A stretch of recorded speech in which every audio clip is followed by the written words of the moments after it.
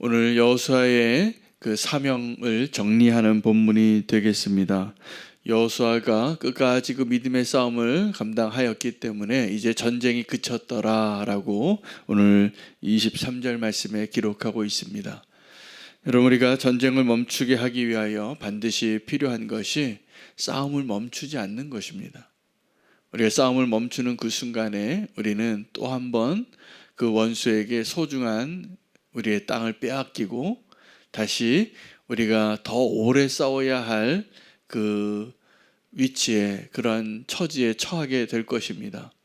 여호수아에게 있어서 그 싸움에 하나의 오점이 있다면 기브온 족속이었습니다.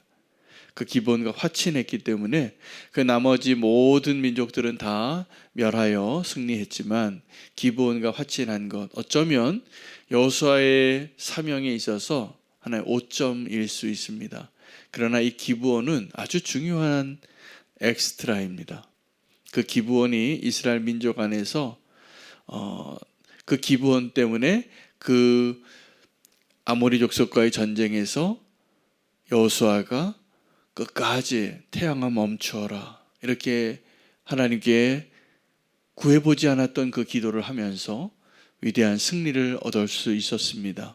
어쩌면 하나님께서는 지금도 우리의 삶 가운데 우리가 쓰러지고 실패하고 실수한 그 자리에 우리의 그 연약한 모습을 통하여서 우리가 그 싸움을 끝까지 감당하게 하시는 중일 겁니다. 지금도 그렇습니다.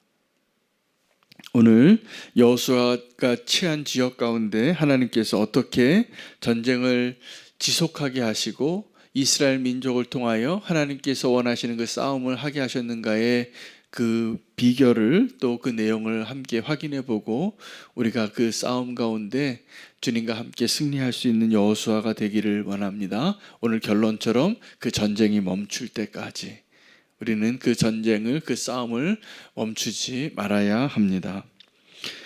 어쩌면 우리는 정말 그 싸움이 끝나서 편안하게, 그 싸움이 좀 끝나서 좀 안식하고 그날을 꿈꾸며 살아갈 겁니다. 그러나 주님께서 우리에게 축복을 주신다면 마지막 그날까지 그 믿음의 경주를 잘 감당하는 겁니다. 그리고 우리의 진정한 안식은 주님이 우리에게 영원한 축복 가운데 주시는 그 나라에서 우리가 영생을 얻고 주님과 함께 왕노릇하며 그날까지는 우리가 치열하게 믿음의 싸움을 감당하는 사명자로 살기를 축복합니다. 오래된 싸움에서 우리에게 필요한 것은 용기보다도 인내일 때가 많습니다. 포기하지 않는 것이죠. 그래서 하나님께서 우리가 그 믿음의 싸움을 감당하기 위하여 우리의 상황이 어려워질 때가 있습니다. 또 우리가 상대하고 있는 그 대적이 정말 어떻게 저럴 수가 있을까 싶을 정도로 완악합니다. 여러분, 모세의 싸움과 여호수아의 싸움이 아주 비슷합니다. 여호수아가 이스라엘 민족을 출애굽할 때 출애굽기를 보면 그 바로 왕의 완악함이 아주 특별합니다.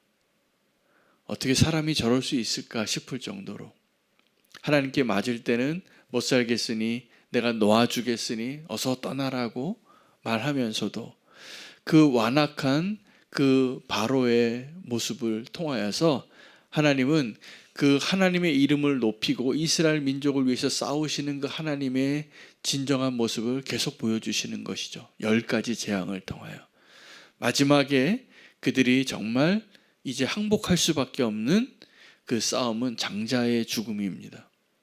그 장자의 죽음 가운데 하나님의 심판의 칼이 이스라엘 민족에게까지 임하지 않게 하기 위하여 유월절 어린 양의 피를 문설주에 바르게 한 것이죠. 그 바로의 완악함의 모습을 사실은 이 여호수아가 가나안 족속들에게서 발견합니다. 오늘 하나님께서 20절에 보면 그 오랫동안 그 싸움을 하게 하신 이유가 있는데, 그들의 마음이, 그들은 가나안 민족입니다. 그들의 마음이 두려웠는데 그 두려움 때문에 더 완악해진 거예요. 이 가나안 민족이 끝까지 완악합니다. 이스라엘 민족에게 대적합니다. 그래서 이 기브온 사람들을 제외하고는 다 이스라엘 민족과 싸우려고 했어요. 왜냐하면 그들의 기득권과 그들의 땅을 빼앗기는 것이기 때문에 그렇죠. 그 땅의 주인이 바뀌어지는 것이기 때문에 그렇습니다. 여러분, 우리의 싸움의 본질이 뭐냐면 그 땅을 빼앗긴다는 것이 무엇이냐면 주인이 바뀌는 거예요. 그 가나안 땅, 약속의 땅을 하나님께서 이스라엘 민족에게 약속하셨는데 그들은 아마 그냥 젖과 꿀이 흐르는 땅을 꿈꿨을 겁니다. 그렇게 약속하셨으니까. 그런데 그 젖과 꿀이 흐르는 그 땅, 그 약속의 땅, 그 프로미스 랜드에 누가 있냐면 아낙 자손이 있는 거예요. 아주 완악하고 아주 힘이 세고 철병거가 있고 그들을 봐서는 도저히 이길 수 없을 것 같아서 돌아가고 싶은 마음이 드는, 그러나 그곳이 약속의 땅입니다. 그러므로 우리의 약속의 땅은 우리가 지금 있는 그 자리에서 그냥 광야에서 여기가 좋사오냐 하고 그 광야의 땅을 맴도는 것이 아니라 그 가나안으로 나아가서, 세상으로 나아가서 그 원수가 가득한 곳, 여전히 완악한 사람들이 가득한 곳, 그곳에 하나님이 원하시는 백성으로서 살아내고 그 땅을 차지하는 것, 우리가 그 원수가 차지하고 있었던 그 땅을 차지하지 아니하면 원수가 우리의 땅을 빼앗습니다. 우리의 마음을 빼앗겨요. 그 광야에서 모세를 통한 그 언약을 주시고 약속의 땅으로 들어가기 전에 하나님은 그들의 도전과 그들의 상황을 다 아셨어요. 너희가 그 약속의 땅에 들어가면 너희가 그들과 화친하지 말고 그들을 살려두지 말라. 왜냐하면 그들이 남겨놓은 그들이 너희의 마음을 빼앗을 것이기 때문에. 여러분, 우리가 그 영적인 싸움을 치열하게 싸울 때 조심할 것이 이것입니다. 우리가 원수를 닮아가면 안 됩니다.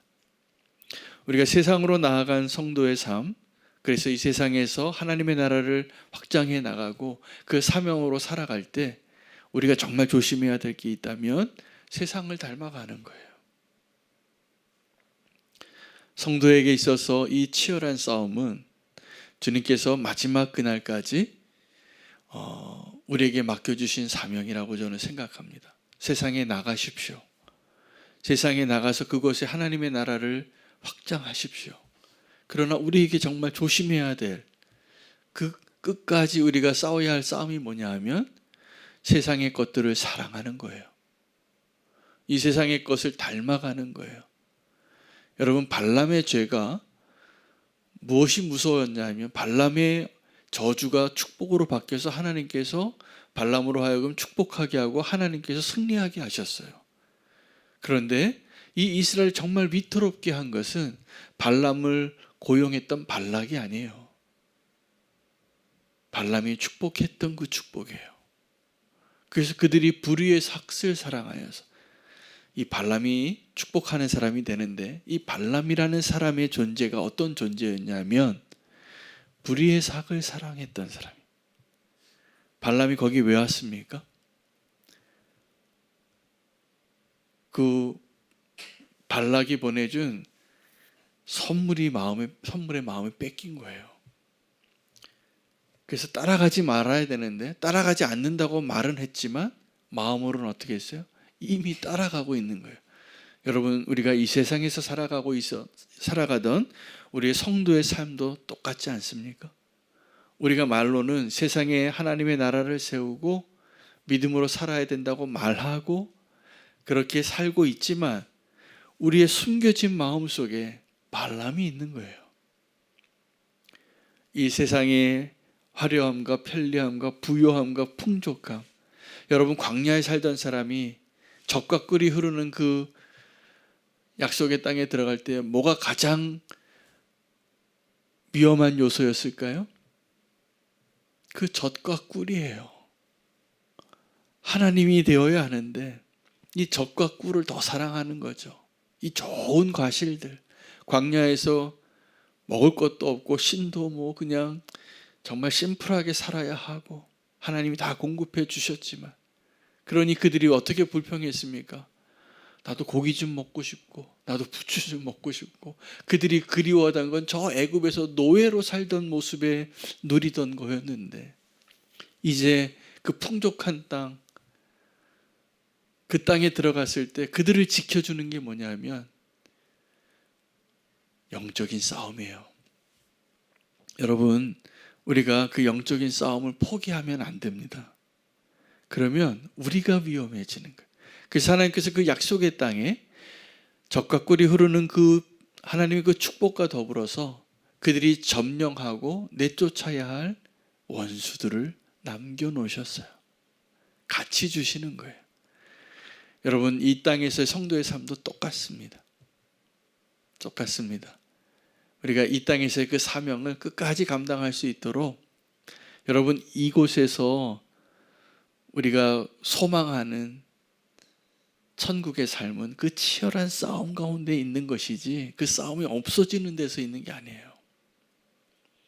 이 전쟁이 그쳤는데 이것은 여호수아의 사명이 맞춰진 건데 그래도 오늘 여기 이렇게 남겨져 있습니다. 22절에 이 아낙 자손이 남아 있어요. 가사와 가드와 아스도세는 아낙 자손이 남아 있더라. 그들이 여호수아 이후에 어떻게 됩니까? 사사 시대에 그들을 괴롭히고 왕정 시대에 그들에게 늘 시험거리가 되고 도전이 되는 존재로 남아 있어요. 어쩌면 여러분, 저와 여러분의 삶 가운데 그 아낙 자손이 남아 있는 것이 축복인 것을 아셔야 돼요. 아낙 자손이 있는 게 축복이에요. 그것을 통하여서 우리가 싸워야 할 그 영적인 싸움을 계속 싸우고 주님이 원하시는 모습으로 주님만 붙잡고 주님께로 돌아가고 주님과 함께 할 수 있는 저와 여러분 되시기를 축복합니다. 그 싸움을 다윗이 싸웠고요. 그 싸움을 바울이 그렇게 싸웠습니다. 표대를 향하여, 사명을 향하여. 우리에게 주신 그 사명이 우리가 소망하는 안락함보다 더 중요한 거예요. 그래서 그 사명으로 살 수 있게 되시기를 축복합니다. 그리고 꼭 기억하시기 바랍니다. 우리가 그 전쟁을, 그 싸움을 포기하지 말고 싸워야 전쟁이 끝납니다. 그리고 하나님께서 그날을 우리에게 주실 거라 믿습니다.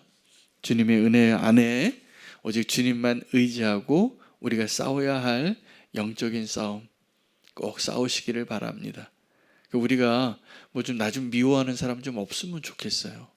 내가 미운 사람이 좀 없으면 좋겠어요. 근데 그렇지 않습니다. 하나님께서 그 가운데 우리가 더 그리스도를 닮아가고 세상을 닮아가지 않도록 원수를 닮아가지 않도록 우리와 함께 하심을 믿으시기 바랍니다.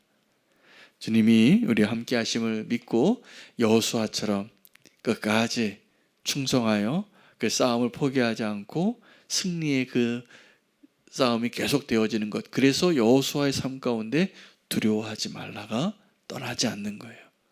두려워하지 마십시오. 두려워하지 마시고 주님과 함께하는 그 믿음의 싸움을 끝까지 감당할 때 그 싸움이 언젠가 끝나게 될 겁니다. 주님께서 약속하신 모습 그대로 주님과 동행할 수 있는 저와 여러분 되시기를 축복합니다. 오늘 말씀 붙잡고 기도